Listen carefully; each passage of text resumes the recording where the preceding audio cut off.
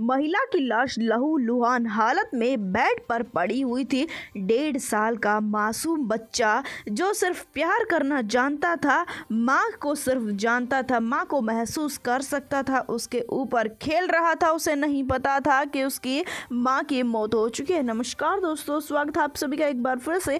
ग्वालियर के जनकगंज स्थित अयोध्या नगरी से बड़ी वारदात निकलकर सामने आ रही है, जहां पर माला नाम की एक महिला रहा करती थी अपने पति के साथ में। पति का नाम मनीष बताया जा रहा। उसका पति अक्सर ही नाइट ड्यूटी के लिए घर से बाहर जाया करता था। बात है आज रात की, जिस समय पर पति हमेशा के जैसे जाता है, पर वह अपनी पत्नी को अकेला छोड़कर नहीं जाया करता था।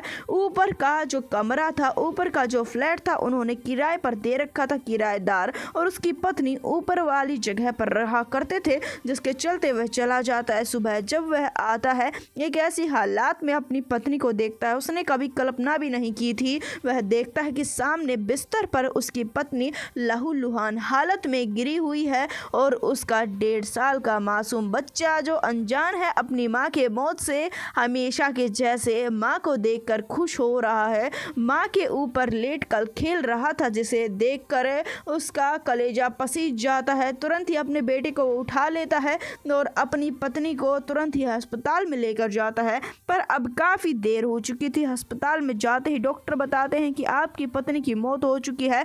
उसका रो रो कर बुरा हाल था। ये बात चारों तरफ फैल चुकी थी उस समय पर, जिस समय पर वह अपनी पत्नी को लेकर जा रहा था अस्पताल। दरअसल बता दें कि पड़ोस के आदमी उनके घर पर घुसते हैं तो देखते हैं कि उनके घर का सामान सारा अस्त व्यस्त पड़ा हुआ था। जिस समय पर अपनी पत्नी को हॉस्पिटल से वह वापस लेकर आता है, उससे पूछताछ की जाती है तो वह बताता है कि घर से 10 तोला सोना और 50,000 रुपए गायब हुए हैं। यह बात सुनते ही पड़ोस वाले तुरंत ही पुलिस को बुला चुके थे। पुलिस वहां पर आ जाती है, उससे पूछताछ करना शुरू कर देती है। वह पूरी बात बताता है कि रात में वह गया था, सुबह वह आया है, उसने अपनी पत्नी को, अपने बेटे को इस हालात में देखा, जिसके पश्चात में पुलिस को 2 से 3 बातों पर काफी शंका हो जाती है। शंका पहली बात तो इस पर हो जाती है, यह सब कुछ करने वाला कोई जान पहचान वाला आदमी था, जिसे पता था कि रात के समय में उसका पति नाइट ड्यूटी पर जाता है। दूसरी शंका ये थी कि वह न सिर्फ चोरी के इरादे से आया था, बल्कि वह महिला की हत्या इस वजह से करके गया है ताकि महिला किसी को उसकी पोल ना बता सके। सबसे पहले तो पुलिस का शक जाता है किराएदारों पर।